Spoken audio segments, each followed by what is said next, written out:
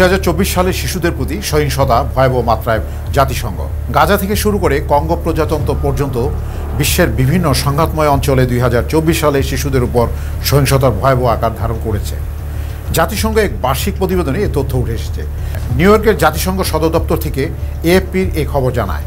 জাতিসংঘ মহাসচিব আর্সেনিও গুতেরেসের প্রতিবেদন অনুযায়ী 2024 সালে সশস্ত্র সংঘাতে শিশুদের উপর সহিংসতার মাত্রা নজরবিহীনভাবে বেড়েছে, আর 2023 সালের চেয়ে গুরুতর সহিংসতার ঘটনা 25% বেড়েছে। প্রতিবেদনে বলা হয় 2024 সালে শিশুদের বিরুদ্ধে 41,370টি গুরুতর সহিংসতার ঘটনার প্রমাণ পাওয়া গেছে, যার মধ্যে 36,221টি সংঘটিত হয়েছে 2024 সালে। বাকি 5,149টি আগের বছরে হলেও তা এ বছর যাচাই করা হয়েছে। এটি গত 30 বছরের মধ্যে যা সর্বোচ্চ।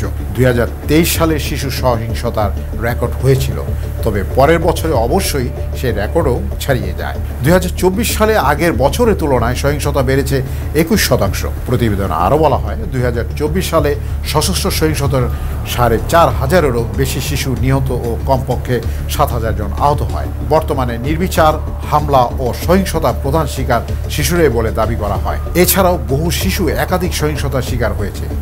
এমন ভুক্তভোগী শিশুর সংখ্যা দাঁড়িয়েছে 22,495 জনে। জাতিসংঘ মহাসচিবের শিশু ও সশস্ত্র সংঘাত বিষয়ক বিশেষ প্রতিবেদনে ভার্জিনিয়া গান্দা বলেন যে 22,495 শিশু এখন স্কুলে পড়া বা মাঠে খেলাধুলা করার কথা।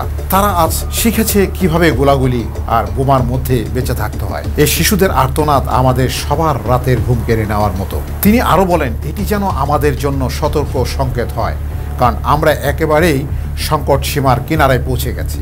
জাতিসংঘ প্রতিবছর বিশ্বের প্রায় 20টি সংঘাতময় অঞ্চলে 18 বছরের কম বয়সী শিশুদের অগ্রাধিকার লঙ্ঘনের ঘটনার তালিকা প্রকাশ করে। প্রতিবেদনে পরিশিষ্টে যুক্ত রয়েছে তথাকথিত লজ্জার তালিকা, যেখানে শিশুদের উপর সহিংসতার জন্য দায়ীদের নাম প্রকাশ করা হয়। এই তালিকায় এই বছর নতুন করে যুক্ত হয়েছে হাইতির একটি সশস্ত্র গ্যাং জোটের নাম। তাদের বিরুদ্ধে শিশু হত্যা ও অঙ্গহানি, সশস্ত্র সহিংসতা নিয়েও অপহরণ, মানবিক সহায়তা থেকে বঞ্চিত করা এবং যৌন সহিংসতার মতো গুরুতর অপরাধের অভিযোগ রয়েছে।